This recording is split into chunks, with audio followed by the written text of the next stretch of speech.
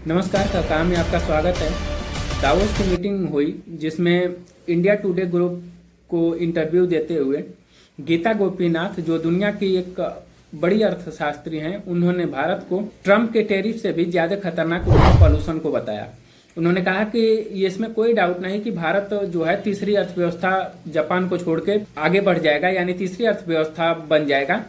लेकिन केवल इसी से आपको खुश होने की जरूरत नहीं है।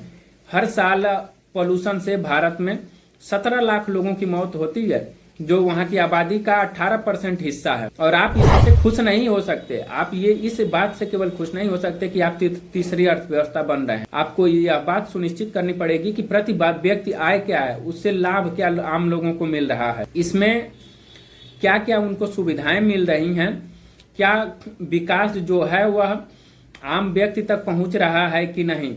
उन्होंने साथ ही कहा कि वायु गुणवत्ता को, भारत की वायु गुणवत्ता को अपना टॉप नेशनल मिशन बनाना चाहिए। आप सोचिए, पूरी दुनिया में इस बात की चर्चा है कि दिल्ली की एयर क्वालिटी इंडेक्स कितनी खराब है और कितनी ज्यादा खतरनाक है आम लोगों के लिए। एक भारतीय अमेरिकन अर्थशास्त्री ये सवाल उठा रही है, क्या इस वजह से भारत विश्व गुरु बनेगा, या पूरे देश के लिए विदेश में एक तरह के शर्म की बात है। दावोस एक छोटा सा शहर है जहां पे ये बयान दिया गया है।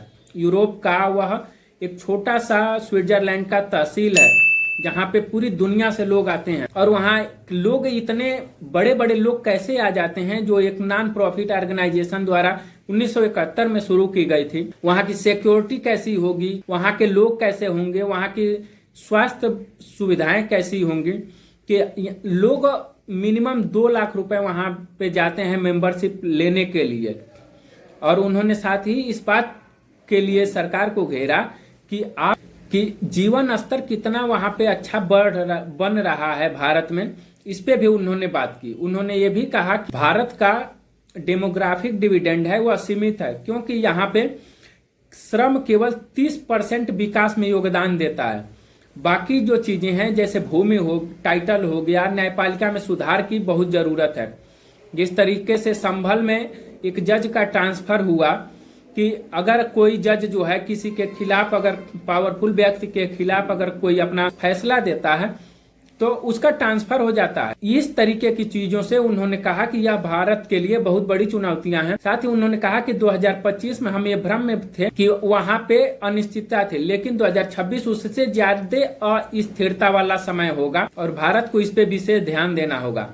उन्होंने भारत की तारीफ भी की। उन्होंने एआई में, तकनीक में और जिस तरह से भारत इंफ्रास्ट्रक्चर में बढ़ रहा है उसकी तारीफ भी उन्होंने की। लेकिन उन्होंने ये सवाल उठाया, और जो जैसे ही पॉल्यूशन का नाम उन्होंने लिया, एक तरह से पूरी दुनिया में यह फैल गया। दावोस शहर का जहाँ पे ये बात बोली गई, वहां का एयर क्वालिटी इंडेक्स इस समय का 48 है और दिल्ली का एयर क्वालिटी इंडेक्स 261 है। आप सोचिए इसके बारे में।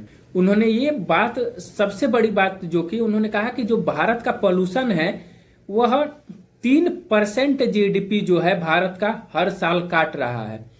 लोग उससे परेशान होते हैं, उनके जेब पे एक्स्ट्रा खर्च होता है, जिससे हमारे देश की 3% जीडीपी और जो बढ़ सकती थी वो कम हो जाती है।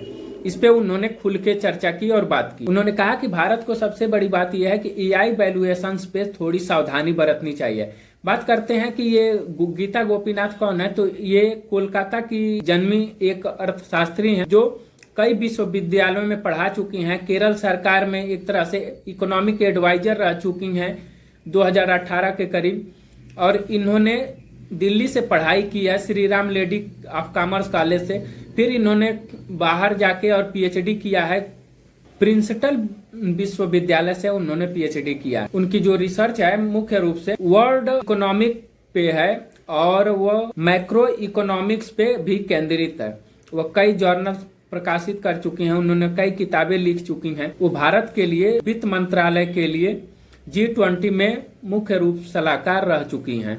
उनका इतनी बड़ी बात बोल देना, वो भी वैश्विक मंच पे, एक तरह से भारत के लिए चिंता का विषय होना चाहिए। और यहाँ के लोगों को भी उसमें बढ़ चढ़ के भागीदारी करनी चाहिए कि हमारे देश का पॉल्यूशन बंद हो, पॉल्यूशन कम हो, अपने आसपास सफाई रखें, तब हमारा देश एक तरह से विश्व गुरु की तरफ बढ़ेगा।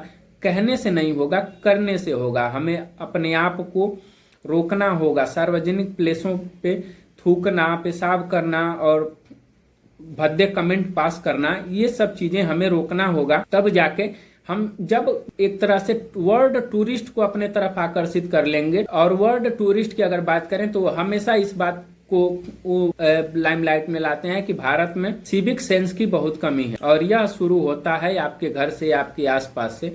तो इस तरीके से जो गांधी जी ने सपना देखा था कि स्वस्थ जीवन, स्वच्छ जीवन, उसके तरफ हमें आगे बढ़ना चाहिए और आसपास सफाई रखनी चाहिए और एक तरह से भारत को डेवलप करने की कोशिश करनी चाहिए।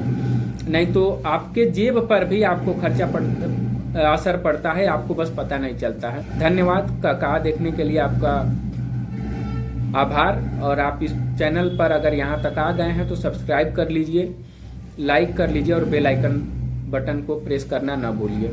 Thank you.